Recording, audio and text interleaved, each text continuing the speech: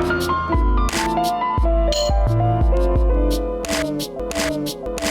welcome guys. In this video I'm doing a review of the 2018 edition of the Google Chromecast. This is the third 1080p version of the Google Chromecast. So if you have the 4K version, yours is already better. Now what if you have the previous versions of 1080p? You might be wondering what's the main difference here. The only single difference I could find is that instead of projecting video at 1080p at 30 frames a second, this now allows video to be broadcasted back at 1080p at 60 frames a second. That's it.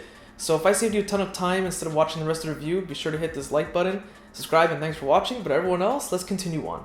So right off the bat, just looking at it in my hand, you can tell just how small this device is. It's really tiny, easy to hide behind a TV or monitor, and it only comes in two simple colors. This isn't a big deal, but it's just something I noticed. The previous versions would connect in on itself. There was a magnetic clip there.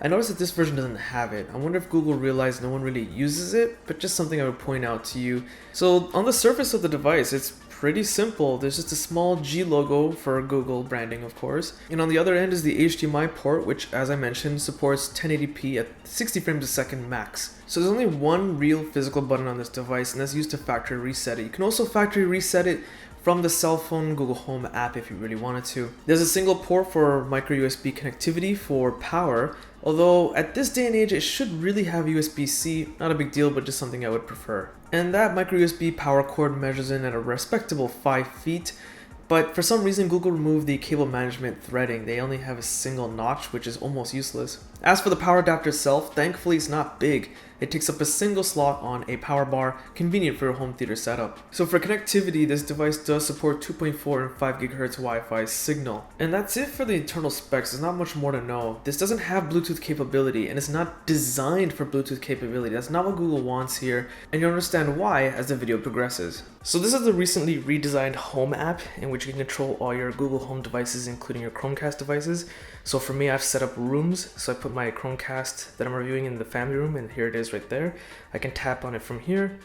It'll take me to that function. So it'll display the wallpapers that it's currently displaying because it has like a screensaver type of feature. I can personalize it.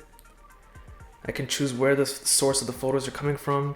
I can adjust the temperature that displays, if I want to show the time, how fast I want the slideshow to go. Pretty basic commands. If I go here, just some additional features. If I want to rename it, which Wi-Fi do I want it to connect to? Just again, very basic functionality here. Moving along, discovery is just basically discovering Google Home voice assistant commands, as well as some things you can connect to Chromecast. The middle button is just Google Assistant. This one to the right is some stuff that you can cast to the Chromecast if you wanted to, just some examples. But here's a problem. Google does not have like a unique link to the Google Play Store displaying all apps with Chromecast functionality. I find this to be really annoying, and it's been like this ever since they created the device, from the first version. I do have a link in the video description which takes you to, as of today, all the apps that are compatible with it. If Google changes a link, there's not much I can do about it, but you can find it there. And the final option is where you'll find the ability to mirror your Android device, for example.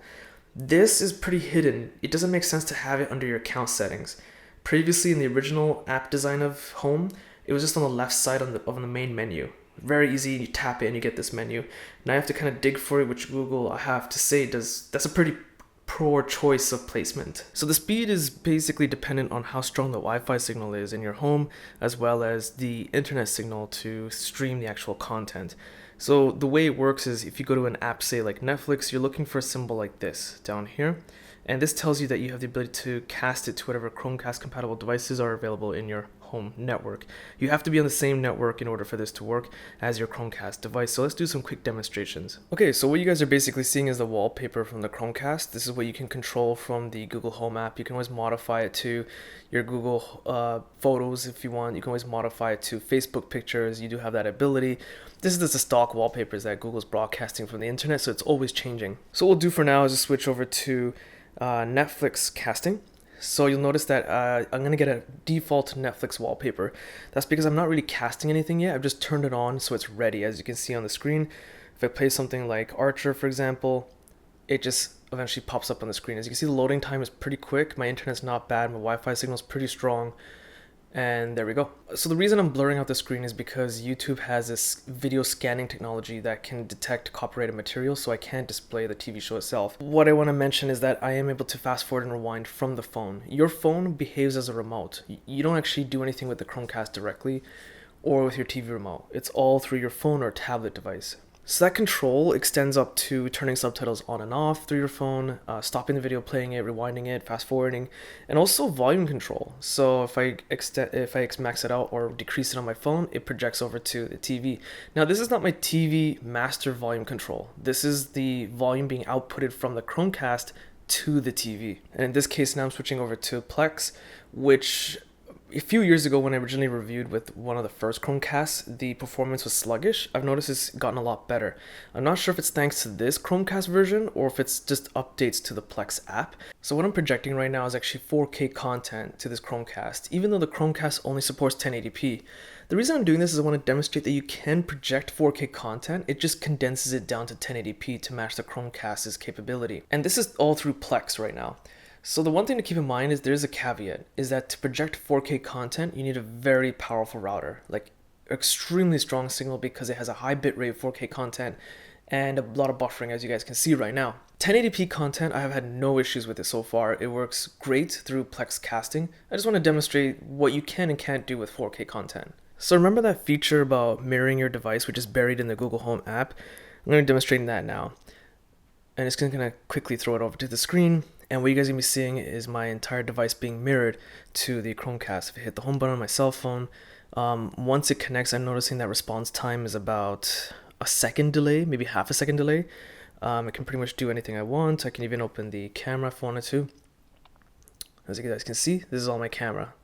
So it works pretty well. Okay, so to project your Chrome tab on a browser or your desktop, what you have to do is go to Google Chrome.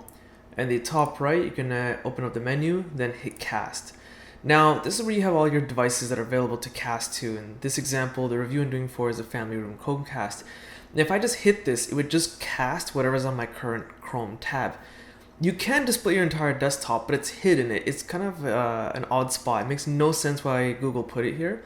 But if you see this little arrow that says cast to, it actually changes to select source. The wording is actually reversed at the top. It makes no sense. I think it's oversight on their part, but you would select cast desktop, then you select the device you want to cast to. It's as simple as that. So instead of just casting a Chrome tab, I'm going to cast the entire desktop of my computer.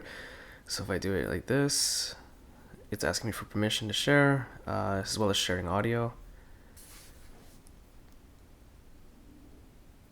And there you go. So depending on your Wi-Fi connection, you'll notice about a half a second delay, more or less, if you have a good connection. If I do Alt Tab, I can switch over to Mozilla Firefox and switch back so I can display my entire desktop. So what you guys are seeing right now is me casting just a Chrome tab in my Rogers account, which gives me access to the entire, pretty much almost their entire TV guide. And this is how I'm able to watch live events. This is how I'm able to watch sports, for example. I don't use HDMI cables ever.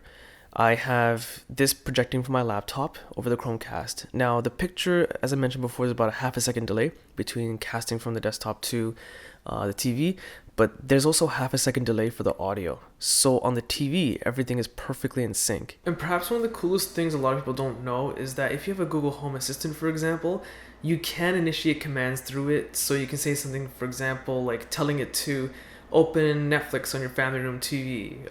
Hey, rewind Netflix 10 seconds. Increase the volume. You do have that capability as well for hands-free control. So this device, for its bang for buck price, is still outstanding.